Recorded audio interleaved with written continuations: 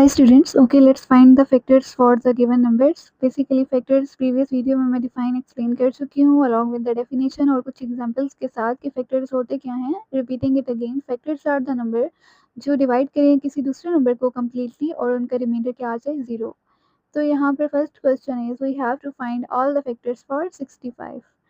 तो हमने 65 के तमाम factors find out करने हैं. तो different number हम choose कर लेते हैं और देखते हैं कि क्या आंसर आता है.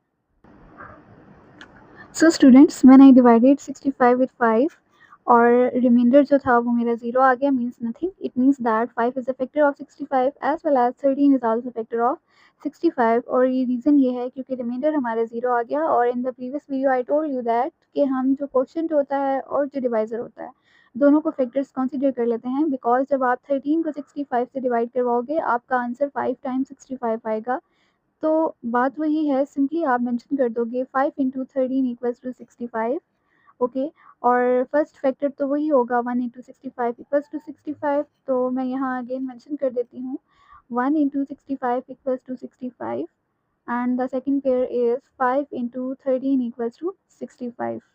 ओके तो यहाँ अगर मैं एरो मेंशन करती हूँ तो जो फैक्टर्स आते हैं 1, 5, 13 and 65. These four are the factors for 65. ठीक है.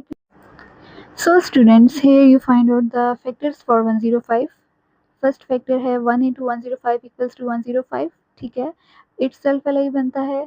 Secondly 3 into 35 is 105. आपको ये आइडिया लगाने के लिए डिफ़िकल्टी नहीं होनी चाहिए. मैंने आपको रीज़न बताया था कि आपने जस्ट 3 को डिवाइड करवाना है 105 के साथ. ठीक है, और उसका जो क्वोशिएंट आएगा ना उनको आपस में मल्टीप्लाई करवा के मेंशन कर दोगे.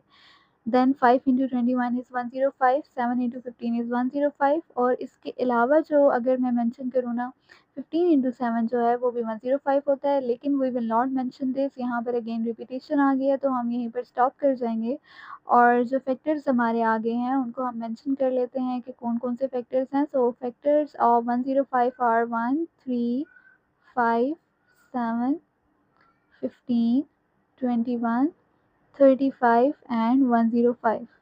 सो स्टूडेंट्स ये तमाम जो है वो 105 के फैक्टर्स हैं जो 105 को कम्प्लीटली डिवाइड कर देते हैं और रिमाइंडर 0 आ जाता है. ठीक है, और आपको होपफुली कोई कन्फ्यूजन होगी नहीं.